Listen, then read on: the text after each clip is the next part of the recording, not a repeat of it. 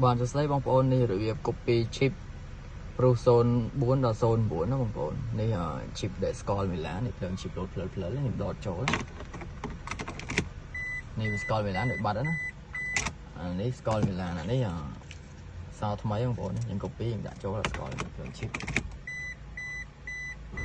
នេះវាស្គាល់វានៅ load ដែរអញ្ចឹងរបៀប copy យើងបិទទ្វារចិត្តមក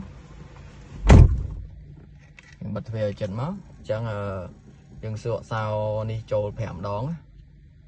អក្សរស្គាល់5ដងសួរមក1 2 3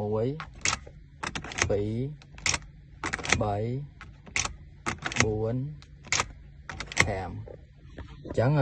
យើងបិទបើកវាមួយដង1 2 3 4 5 6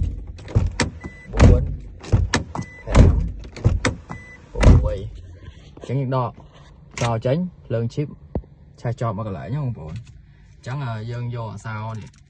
chip ថ្មីញ៉ាត់ចូលទៅរងចាំវារយៈពេលប្រហែលជាមន្ទីរហ្នឹងភ្លើង chip នឹងរលត់អញ្ចឹងchip នេះហ្នឹង copy ហើយអញ្ចឹងវាបាន chip 2ណាបងប្អូន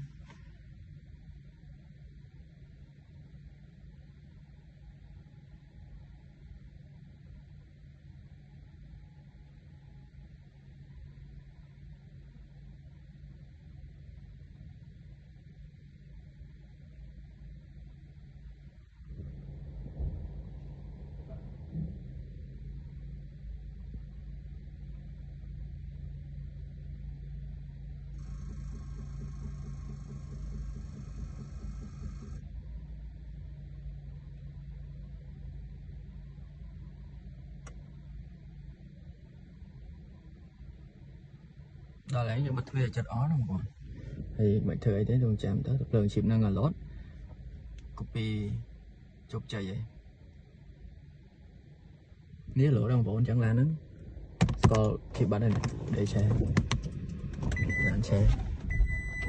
នេះសោថ្មីមិញយើងដកចេញមកនេះសោចាស់ញ៉ាត់ចូលមកយើងចង់5មកឆេទាំងពីរណាបងប្អូនរបៀប copy chip ព្រោះ04ដល់09